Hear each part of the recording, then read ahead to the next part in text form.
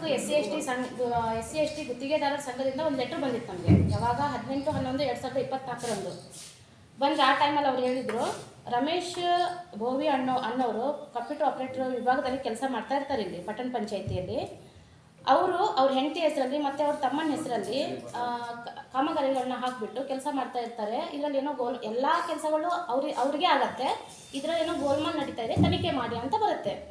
ಆ ಲೆಟ್ರನ್ನ ನಾವು ಮೀಟಿಂಗಲ್ಲಿ ಇಟ್ಬಿಟ್ಟು ತನಿಖೆ ಮಾಡಿ ಅಂತ ಅಧಿಕಾರಿಗಳು ಸೂಚನೆ ಕೊಡ್ತೀವಿ.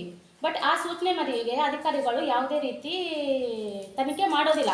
ಅದ್ರ ಬದಲಾಗಿ ಬೇರೆ ಮತ್ತೆ ಒಂದು SC/ST ಸಂಘದವರಿಂದ ಒಂದು ಲೆಟ್ರ್ ಬರುತ್ತೆ, ಅಂಥದ್ದೇನು ನಡೆದಿಲ್ಲ, ನಾವು ಆ ರೀತಿ ಲೆಟ್ರೇ ಕೊಟ್ಟಿಲ್ಲ ಅನ್ನೋದು ಒಂದು ಲೆಟ್ರ್ ಬರುತ್ತೆ. ಅದ್ರ ನಂತರ ನಮ್ಗೆ ಅದರಲ್ಲೇನೋ ಅನ್ಸತ್ತೆ, ಸುಮ್ಮನೆ ಒಂದು ಲೆಟ್ರ್ ಬರಲ್ಲ, ಅದ್ರ ಹಿಂದೆ ಏನೋ ಇದೆ ಅಂತ ಹೇಳ್ಬಿಟ್ಟು ನಾವು ತನಿಖೆ ನಾನೇ ಸ್ವತಃ ಒಂದು ಎನ್ಕ್ವೈರಿ ಮಾಡ್ಲಿಕ್ಕೆ ಸ್ಟಾರ್ಟ್ ಮಾಡ್ತೀನಿ. ಮಾಡಿದಾಗ ನಾನು ನಮ್ಮ IP ಅಡ್ರೆಸ್ಸಲ್ಲೇ ಕೂತ್ಕೊಂಡು ಅವನು ಟೆಂಡರ್ಗಳನ್ನ ಹಾಕ್ತಾ ಇರ್ತಾನೆ, ಅಪ್ಲೋಡ್ ಮಾಡ್ತಾ ಇರ್ತಾನೆ. ಸೊ ಇಂಜಿನಿಯರ್ ಕೀನು ಅವರೇ ಬಳಸ್ತಾರೆ, ಚೀಫ್ ಆಫೀಸರ್ ಕೀನು ಅವರೇ ಬಳಸ್ತಾರೆ ಅನ್ನೋದು ನಮ್ಗೆ ಗೊತ್ತಾಗತ್ತೆ. ಆಮೇಲೆ ನಾವೇನು ಮಾಡ್ತೀವಿ, ಬೆಂಗಳೂರು ಸೈಬರ್ ಕ್ರೈಮ್ ನಮ್ಮ ಪಟ್ಟಣ ಪಂಚಾಯತಿ ಇದ್ರದ್ದು ಸೈಬರ್ ಕ್ರೈಮಿಗೆ ಹೋದಾಗ ಅಲ್ಲಿ ನಾನು ಕಂಪ್ಲೇಂಟ್ ಮಾಡ್ಲಿಕ್ಕೆ ಹೋಗ್ತೀನಿ. ಅವ್ರು ಹೇಳ್ತಾರೆ, ಕಂಪ್ಲೇಂಟ್ ಮಾಡೋಕ್ಕಿಂತ ಮುಂಚೆ ಅವನನ್ನು ನೀವು ಕೆಲಸದಿಂದ ತೆಗೆದುಹಾಕಿ, ಒಂದು ವೇಳೆ ಅವರು ಕೆಲಸದಿಂದ ತೆಗೆದು ಹಾಕಿದ ಮೇಲೆ ಕೋರ್ಟಿಗೆ ಏನಾದ್ರು ಆಟೋಮೆಟಿಕ್ಲಿ ಎನ್ಕ್ವೈರಿ ಸ್ಟಾರ್ಟ್ ಆಗುತ್ತೆ. ಸೊ ಅವನು ಈಗ ಕಂಪ್ಲೇಂಟ್ ಮಾಡೋದು ಬೇಡ ಅಂತ ಹೇಳ್ತಾರೆ. ಸೊ ಅಲ್ಲಿಂದ ನಾನು ಬಂದುಬಿಟ್ಟು DC ಅವ್ರಿಗೆ ಇವ್ರಿಗೆ ಹೇಳ್ತೀನಿ, ನಾನು ಪಟ್ಟಣ ಪಂಚಾಯತಿ ಅವರಿಗೆ ಕೆಲಸದಿಂದ ಅವ್ರನ್ನ ತೆಗೆದು ಹಾಕಿ ಅಂತ. ಬಟ್ ಅವ್ರೇನು ಮಾಡ್ತಾರೆ, ನನಗೆ ಮಿಸ್ಗೈಡ್ ಮಾಡ್ತಾರೆ, ಇಲ್ಲ ತೆಗೆದು ಹಾಕ್ಲಿಕ್ಕೆ ಬರಲ್ಲ, ನಮಗೆ ಆ ರೈಟ್ಸ್ ಇಲ್ಲ, ದಿನಗೂಲಿ ನೌಕರನ್ನ ತೆಗೆದು ಹಾಕ್ಲಿಕ್ಕೆ ಆಗಲ್ಲ ಅಂತ. ಬಟ್ ಏನಾಗುತ್ತೆ, 2004ರಲ್ಲಿ ಅವ್ನಿಗೆ ಕಂಪ್ಯೂಟರ್ ಆಪರೇಟ್ ಹುದ್ದೆ ತೊಗೊಳ್ಬೇಕಾದ್ರೆ ನಮ್ಮ ಬಾಡಿನೇ ಒಂದು ಟರವ್ ಮಾಡಿರುತ್ತೆ. ಏನಂತ, ಬೇರೆ ಒಂದು ಕಂಪ್ಯೂಟರ್ ಆಪರೇಟ್ ಹೊಸದಾಗಿ ತಗೊಂಡಾಗ ಅವನಿಗೆ ಬೇರೆ ಒಂದು ಒಬ್ಬರು ಆಯ್ಕೆ ಮಾಡ್ಕೊಳ್ಳೋಕ್ಕಿಂತ ಮುಂಚೆ ಅಲ್ಲಿವರೆಗೂ ಅವನ್ನ ತಗೊಳ್ಳೋದು, ಹಂಗಾಮಿಯಾಗಿ ತಗೊಳ್ಳೋದು, ತಾತ್ಪೂರ್ವಕವಾಗಿ ಅವನನ್ನು ನೇಮಿಸ್ಕೊಳ್ಳೋದು ಅಂತ ಹೇಳ್ಬಿಟ್ಟು ಒಂದು ಟರವ್ ಮಾಡಿರ್ತಾರೆ ದಿನಗೂಲಿಯಾಗಿ. ಆದರೆ ಇಲ್ಲಿವರೆಗೂ ಅವನ್ನ ಹಾಗೇನೆ ಕಂಟಿನ್ಯೂ ಮಾಡಿರ್ತಾರೆ. ಅದು ಆ್ಯಕ್ಚುಲಿ ನಮ್ಮದು ಪಟ್ಟಣ ಪಂಚಾಯತಿಯಲ್ಲಿ ದಿನಗೂಲಿ ನೌಕರನ್ನಾಗಿ ತೊಗೊಳ್ಳಿಕ್ಕೆ ನಮಗೆ ಆಪ್ಷನ್ನೇ ಇರೋದಿಲ್ಲ.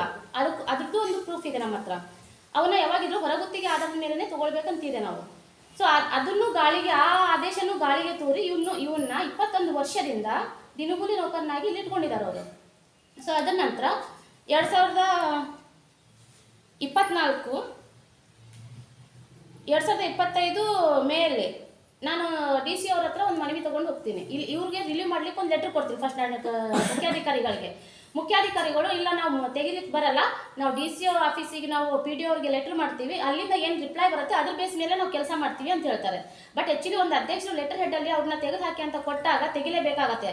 ಅದನ್ನು ಆ ಆದೇಶಕ್ಕೂ ಅವರು ಯಾವುದೇ ರೀತಿ ಪ್ರತಿಕ್ರಿಯೆ ನಮ್ಗೆ ನೀಡೋದಿಲ್ಲ.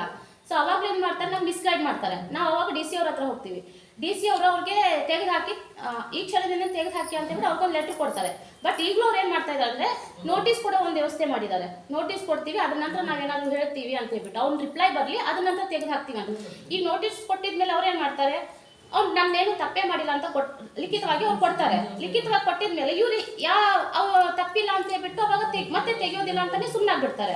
ಆ್ಯಕ್ಚುಲಿ ನಮ್ಮ ಇದರಲ್ಲಿ ಒಂದು 100 ಕೆಲಸಗಳು, ಒಂದು ವರ್ಷಕ್ಕೆ 100 ಕಾಮಗಾರಿ ಆಗಿದಾವ ಅಂತ ಹೇಳಿದ್ರೆ ಅದರಲ್ಲಿ 30 to 40% ಕೆಲಸಗಳು ಅವ್ರ ಹೆಂಡತಿ ಹೆಸರಲ್ಲೇ ಇರ್ತವೆ. RNR ಎಂಟರ್ಪ್ರೈಸಸ್ ಮತ್ತು ಸ್ಟೆಪಿ ಕೊಟ್ಟಿನೋ ಇವ್ರ ಹೆಸರಲ್ಲೇ ಆ ಕೆಲಸಗಳಿರ್ತವೆ. ಮತ್ತು ಅವನಿಗೆ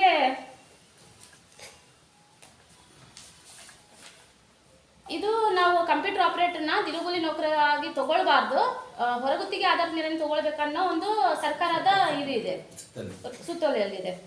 ಮತ್ತೊಂದು